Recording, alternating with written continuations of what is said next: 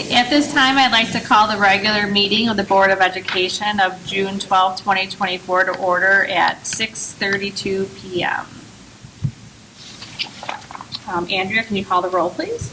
Jose Alamillo. Here. Andrea Delzati here. Allison Downs. Here. Tina Awanio. Here. Stephanie Fiore. Here. Inaf Sada. Here. Jennifer Ziegler. Here. Also in attendance is Dr. Borshevsky, Dr. Leva, Ms. Manganello, Mr. Humbles, Mr. Deeney, Mr. Moranto, Dr. Harksmith, Ms. Howlett, Dr. Stavro, Ms. Maglione, Ms. Sendelbach, Ms. Grolke, Mr. Amsler, and Ms. Bulow. Okay, we have a quorum. Please stand for the pledge. I pledge allegiance to the flag of the United States of America and to the republic for which it stands, one nation, under God, indivisible, with liberty and justice for all. I'd like to entertain a motion that the Board of Education establish the consent agenda as presented. I'll move. I'll second. Okay, are there any questions, comments, or concerns? Okay, seeing none, Andrea, can you call the roll? Delzati, yes. Downs. Yes. Iwanio. Yes. Fiore. Yes. Sada. Yes. Ziegler. Alamillo. Yes. Okay, motion passes. I'd like to entertain a motion that the Board of Education approve the consent agenda. I'll move. Okay, any questions, comments, concerns? No, Andrea, can you call the roll, please? Delzati, yes. Downs. Yes. Iwanio. Yes. Fiore. Sada. Yes. Ziegler. Alamillo. Motion passes. We accept all languages. Okay, being that there were no items removed from the consent agenda, we will skip that and move on to public participation. Okay, seeing none, we'll move on. In the board packets were the end of the school year enrollment reports. Were there any questions or comments on the enrollment reports? No. I mean, I'll just say we're approaching pre-pandemic enrollment, which is nice to see, right? We were in the 1200s and we're right back up there under 400 students, so we're getting more kids. Yay! That's really good. That's exciting. So we'll be excited to see how many we have next year as enrollment for this upcoming school year is coming, for re-enrollment for existing students is coming due. So if you haven't done it, you probably want to do that. Moving on, there's board business. Every year the board goes to the Triple I Conference, which is November 22nd through the 24th. There's a sign-up sheet floating around for if you want to sign up for any Friday workshops, what nights you want to stay downtown, and dinners, lunches, and who you're bringing with for those, so that the district office can properly plan. Anything to add? Perfect. If you have any questions, see Kim or another board member, we can help you guys out. Is there anything else? The other thing is the discipline committee update. So the committee met last week. We reviewed the handbooks. I think the biggest changes at this point were the addition of the 5th grade contract for the end of the year party and the 8th grade contract that encompasses the end of the year trips. So the boat trip, I think Great America, right? And graduation. So those contracts are now included in the handbooks in advance for parents to see. Unfortunately, we did have some kids this year miss the 5th grade party and miss some 8th grade events, but again, the contract can't be more clear, and the rules we put in place are only as good as they're implemented. So we did have some kids that missed those events.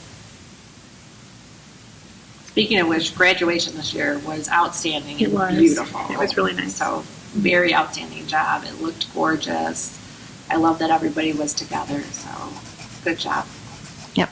And kindergarten was adorable. I was glad I was able to attend a couple of those. So.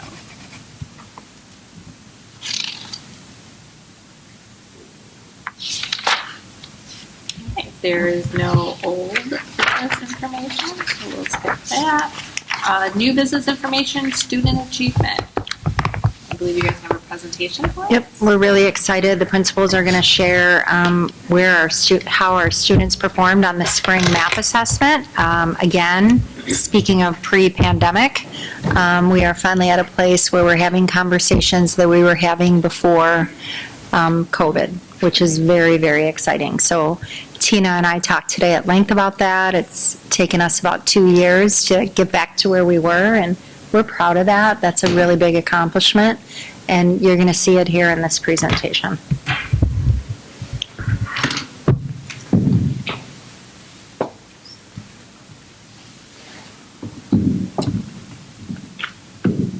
So tonight we're very excited to review the summary of our end of the year data this evening by grade level in each subject respectively, reading and math. Starting off at Kennedy School in the area of math. Just as a reminder, each blue bar represents the amount of observed growth. Taking a look at our students, we look at the average change in each student's RIT score from fall, from the beginning of the year, to spring, the end of the year. So as an example, when we look at kindergarten, the projected growth, which is represented by the orange diamond on the graph, it shows that for kindergarten, what we would like to see for projected growth is 17 points from fall, beginning of the year, to spring, the end of the year.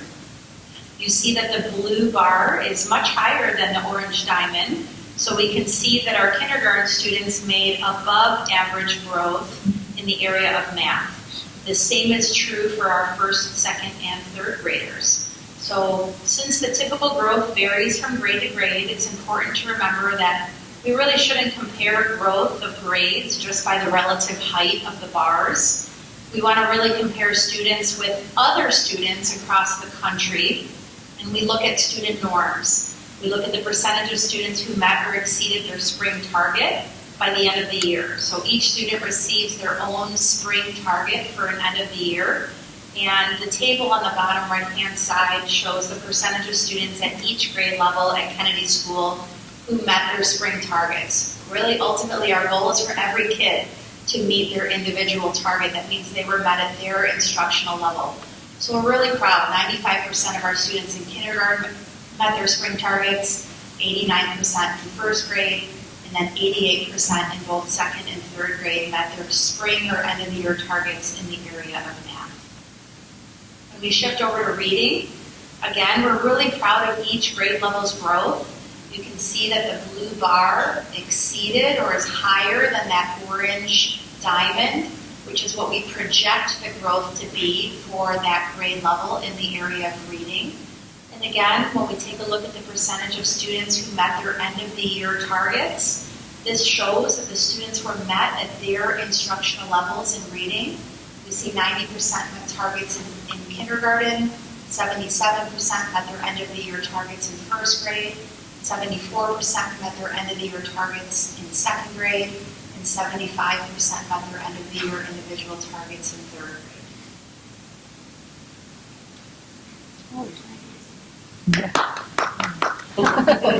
For Washington, both grades grew more than projected, as you can see. In fourth grade, the projected growth was 11, and their observed growth was 21 points.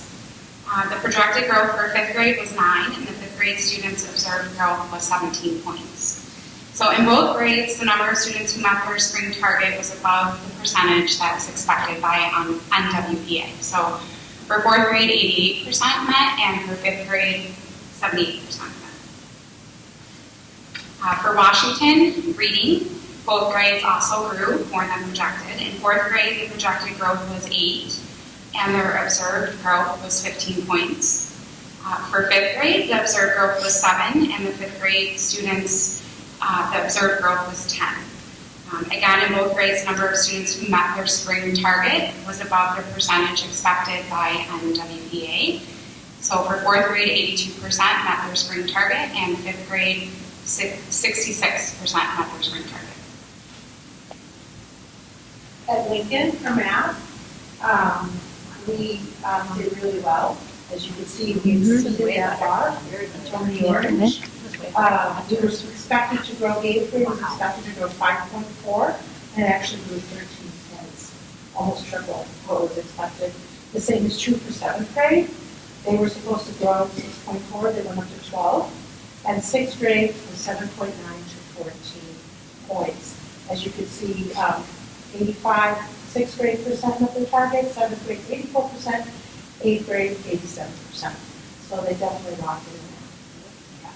Yeah. Moving on to reading, we had our 8th graders, they were supposed to get a gain to 3.7. As you can see, it's way above that.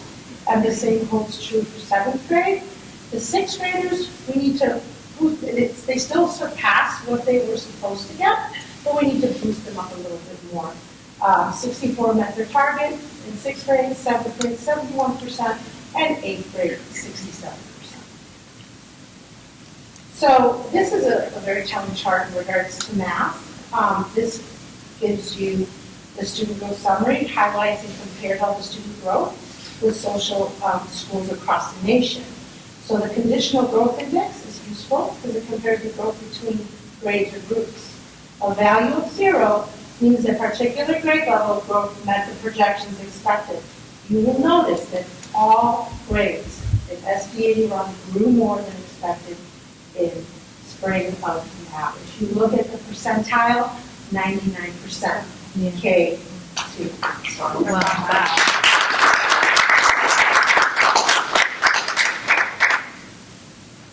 Again, when we look at reading, we're really excited that the observed growth in every grade level really surpassed what was projected for each grade level. Again, the percentage of students who met or exceeded their growth projection for spring is really something to celebrate. Math determines, and they say that really it's typical between 50 and 60% of your students should meet and exceed their spring targets. And when we see as a district here that 74% of our students met or exceeded their reading targets, and 86% of our students across the district met or exceeded their math targets, it's really something to celebrate. So we're really proud of the hard work that all of our teachers have done, the level of differentiation to meet each individual student's targets and meet their needs. It really shows with our results. And as you can see, we're really proud that we're starting to really talk about, again, the number of students who are leaving our grade levels at grade level.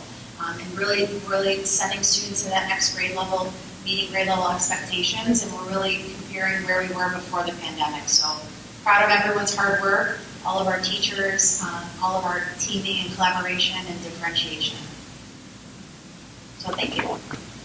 So, I mean, if you look at the graphs, you can actually see what the pandemic did, right? So we saw that we were getting to a point where we were having conversations about grade level, and then the bottom fell out, and we got back to where we were, and, you know, close to 15, 16, and then building that back up and closing those gaps. Make no mistake, when we show you this data, this isn't the percentage of students at grade level, right? This is the percentage of students meeting target. Target means at grade level, some kids are below grade level, some kids are above grade level, but they're meeting their targets. And not until they meet their targets are you able to start closing gaps, right? So now we're at a point where, as Melissa just explained to you, we can start having those conversations again about percentage of kids at grade level. And what are we going to do about that? And what is that going to look like? Without this information, we could not realistically start having those conversations. So these people have done outstanding instructional leadership work in their buildings, and our teachers, you know, do an incredible job making sure they're meeting kids where they are and moving them along in the course of a school year as best they can. That's unique. You don't find that everywhere. I mean, without calling anybody out, I mean, this is unique. So I'm proud, I hope you're proud, and thank you for your leadership and your hard work. Thank you. What's fun about that is we get to go and talk about our story at the NWEA Fusion Conference, and we are really sought after. What we thought was going to be one breakout session has turned into 3, so I think they should be paying us, but they're not.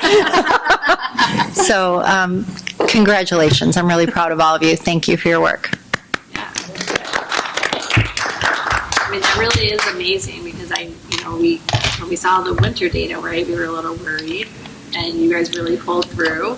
And the, spring data, you had some factors working against you, right? Early summer, makes kids a little anxious, and Yep. timing of the assessment towards the end of the year when you had all these fun activities coming up, and so to see that many kids reaching their targets and keeping the kids focused, and coming from the top to the teachers to the students, I mean, it's pretty outstanding. And I mean, I don't know if you heard me, but I said holy shnikes when those graphs came up. So I mean, that's pretty amazing. So good job, way to go. And the kids are vested in their own growth too, which I think is unique. Sarah, why don't you share that story of our student that was doing? There was a fifth grade student, well, there was about 12 fifth grade students that were doing sixth grade math this year, which that in itself is very exciting.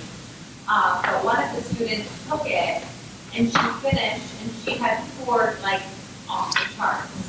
But she wasn't happy with her score. So she was like, can I take it again? And I'm like, are you sure? I mean, she had spent like hours on this test. And she's like, I want to take it again.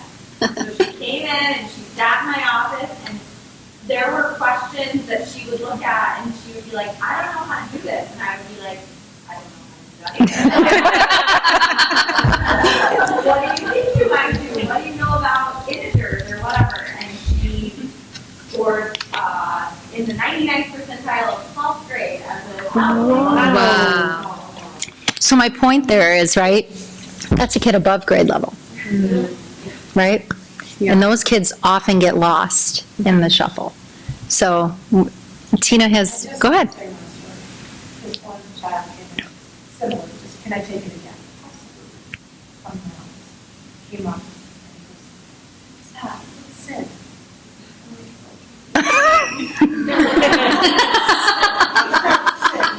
So just kind of guess on that one. So I have to share that with you. Yeah. A lot of our kids that really push and strive and want to take it all. That helps us. Yep, And once they get high like that, it's harder to see that growth. The harder, the Yeah, harder for sure. to go in grades. Yeah. It's harder to get those stuff. So that's why in 8th grade, you only need 3.5 points of test and stuff. So these guys are shooting at that. yep. Way to go. Good job.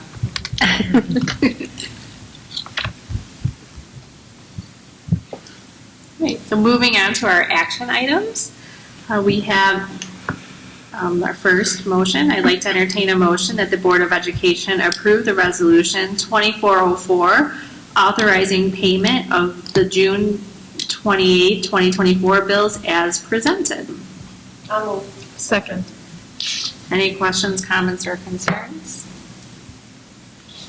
And these resolutions are just so the business office can pay the invoices over the summer since we don't have a July meeting. So, Andrea, can you call the roll? Delzati, yes. Downs? Yes. Iwanio? Yes. Fiore? Yes. Sada? Yes. Ziegler? Yes. Alamio? Yes. Okay, motion passes. I'd like to entertain a motion that the Board of Education approve Resolution 2405 authorizing payment of July 17th, 2024 bills as presented. I'll move. Second. Any questions, comments, or concerns? Seeing none, Andrea, can you call the roll? Delzati, yes. Downs? Yes. Iwanio? Yes. Fiore? Yes. Sada? Yes. Ziegler? Alamio? Yes. Motion passes. I'd like to entertain a motion that the Board of Education approve the consolidated district plan as presented. Move. Okay, any questions, comments, or concerns? There was a lot of that. I'll say that. There is. All right. Andrea, can you call the roll, please? Delzati, yes. Downs? Yes. Iwanio? Yes. Fiore? Yes. Sada? Yes. Ziegler? Alamio? Yes. Motion passes. I'd like to entertain a motion that the Board of Education approve the Choice Partners Cooperative Agreement as presented. I'll second. Any questions, comments, or concerns? Seeing none, Andrea, can you call the roll? Delzadi, yes. Downs? Yes. Iwanio? Yes. Fiore? Yes. Sada? Yes. Ziegler? Yes. Alamio? Motion passes. I'd like to entertain a motion that the Board of Education approve classified and administrative staff salary increases as presented. I'll move. Any questions, comments, or concerns? Okay, seeing none, Andrea, can you call the roll, please? Delzadi, yes. Downs? Yes. Iwanio? Yes. Fiore? Yes. Sada? Yes. Ziegler? Yes. Alamio? Motion passes. I'd like to entertain a motion that the Board of Education approve the 2024-2025 Kennedy School, Washington School, and Lincoln Middle School handbooks as presented. Any questions, comments, or concerns? Seeing none. More stuff every time these come out. Nope. Andrea, can you call the roll, please? Delzadi, yes. Downs? Yes. Iwanio? Yes. Fiore? Yes. Sada? Yes. Ziegler? Yes. Alamio? Motion passes. I'd like to entertain a motion that the Board of Education approve the destruction of closed session tapes over 18 months old. A second. Are there any questions, comments, or concerns? Seeing none, Andrea, can you call the roll? Delzadi, yes. Downs? Yes. Iwanio? Yes. Fiore? Yes. Sada? Yes. Ziegler? Yes. Alamio? Motion passes. All right, we don't have anything for closed session today, so we'll move on to personnel. I'd like to entertain a motion that the Board of Education approve the personnel report for the month of June as presented. I'll move. Okay, are there any questions, comments, or concerns? Seeing none, Andrea, can you call the roll, please? Delzadi, yes. Downs? Yes. Iwanio? Yes. Fiore? Yes. Sada? Yes. Ziegler? Yes. Alamio? Motion passes. And that brings us to our second public participation. I don't see any public participation, so we'll move on. I'd like to entertain a motion that the Board of Education adjourn the regular board meeting of June 12th, 2024 at 6:55. 6:55 p.m. A second. Andrea, can you call the roll, please? Delzadi, yes. Downs? Yes. Iwanio? Yes. Fiore? Yes. Sada? Yes. Ziegler? Alamio? Thank you guys for a wonderful school year. Enjoy your summers.